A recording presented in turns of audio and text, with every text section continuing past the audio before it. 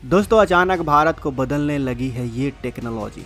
जिस तरह हमारे देश के किसान आज धरती से फसलों को उगा रहे हैं, जिस तरह से आज पेट्रोल और डीजल के निर्भरता पर कटौती दिख रही है, जिस तरह से पैसे कमाने के भी अलग अलग तरीके निकल कर सामने आए हैं, जिस तरह हम बिजली के लिए सूरज की मदद ले रहे हैं यानी सोलर एनर्जी, जिस तरह हम वेस्ट मैनेजमेंट कर रहे हैं, इन सब चीज़ों को देखकर ऐसा लगता है कि आने वाले समय में हम कंस्ट्रक्शन के फील्ड में भी खास बदलाव देखने वाले हैं।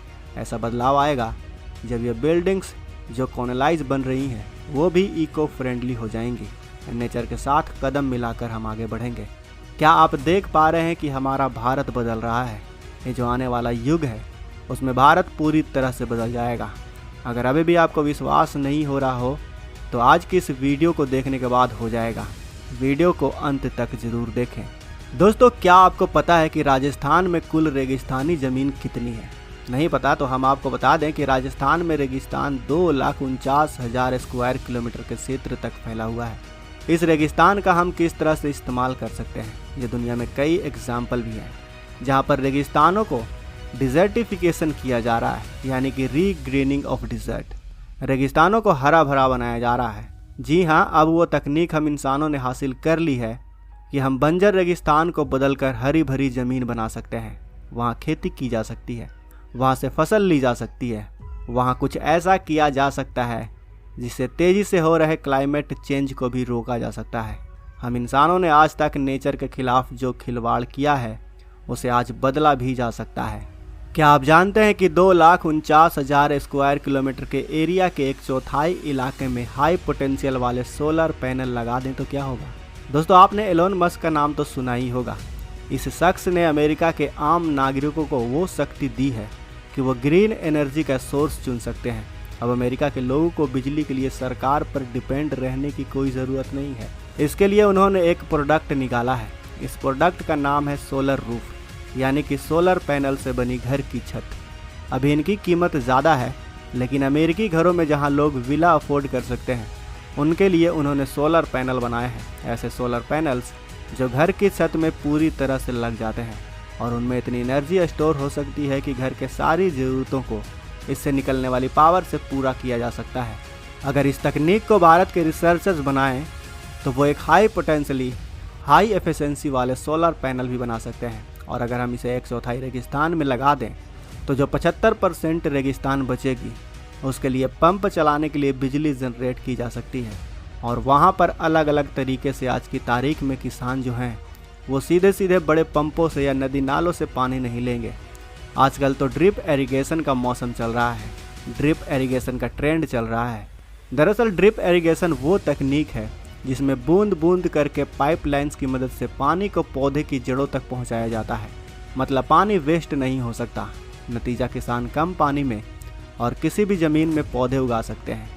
राजस्थान में तो इसी तरह के कई इलाकों में जहां पानी की कमी है उन जगह पर इस तरह के फार्मिंग शुरू हो चुकी है। लेकिन ये बात तो हो गई डिज़र्ट और ग्रीन फार्मिंग की। लेकिन अब तो रेन वाटर को रोकने के लिए भी अलग अलग तरीके निकाले जा रहे हैं, जिसमें इस प्रकार के स्ट्रक्चर फॉर्म किए जा रहे हैं जिसमें पानी जब गिरे तो वो स्टोर हो जाए। घरों में रेन वाटर हार्वेस्टिंग टैंक लगा रहे हैं। हालांकि कई लोग नहीं लगाते, जो कि बिल्कुल गलत बात है, क्योंकि हम सभी को इस तकनीक का फ़ायदा उठाना चाहिए। लेकिन अब आते हैं ख़ास बात पर, यानी एडवांस फार्मिंग पर। दोस्तों, एक वक्त आया था जब भारत में हरित क्रांति आई थी, लेकिन अब जो ज़माना है वो ऑर्गेनिक रेवोल्यूशन का है। आपने आसपास के किरानों दुकानों में ज़रूर देखा होगा, जो आप आम दाल चावल खरीदते हैं उससे थोड़े और दामों में आपको ऑर्गेनिक दालें और चावल मिल जाएंगे। ऐसे अनाज जो ऑर्गेनिक तरीके से उगाए जाते हैं, जिसमें कोई फर्टिलाइज़र और ज़्यादा पेस्टिसाइड का इस्तेमाल नहीं किया जाता, ऑर्गेनिक खादों से इन्हें उगाया जाता है। ठीक इसी तरह से वेस्ट मैनेजमेंट यानी कचरे का इस्तेमाल करके बिजली बनाई जा रही है। प्लास्टिक कचरे से जूते बनाए जा रहे हैं, कपड़े बनाए जा रहे हैं। जी हाँ दोस्तों, वेस्ट रिसाइकलिंग एक बहुत बड़ा धंधा बन चुका है, बहुत बड़ा इंडस्ट्री बनकर उभरा है, और वो भी हमारे भारत में। जिस तरह एक समय में कृषि को प्रमोट करने के लिए सब्सिडीज़ दी जाती थी हमारे सरकारों द्वारा, इसी प्रकार से भारत में भी जो वेस्ट मैनेजमेंट के क्षेत्र में आ रहे हैं, जो कचरे को रिसाइकल करने का काम कर रहे हैं, उन्हें सरकार की तरफ से सब्सिडीज़ और फ़ायदा भी मिल रहा है। ये एक ऐसी फील्ड है जिसे काफ़ी फ़ायदा हो रहा है, चाहे वो बायोगैस बनाया जा रहा हो या फिर किसी भी प्लास्टिक की बोतल को रिसाइकिल करना, या फिर कचरे को रिसाइकिल करके कुछ वैल्यूएबल चीज़ बनाना। अब इसके आगे बढ़ते हैं, यानी कंस्ट्रक्शन ऑफ इको हाउसेस। दोस्तों 3D प्रिंटिंग टेक्नोलॉजी अपने ब्रिंक पर है। कभी भी 3D प्रिंटिंग टेक्नोलॉजी का इस्तेमाल शुरू हो सकता है, और वो भी घरों को बनाने के लिए।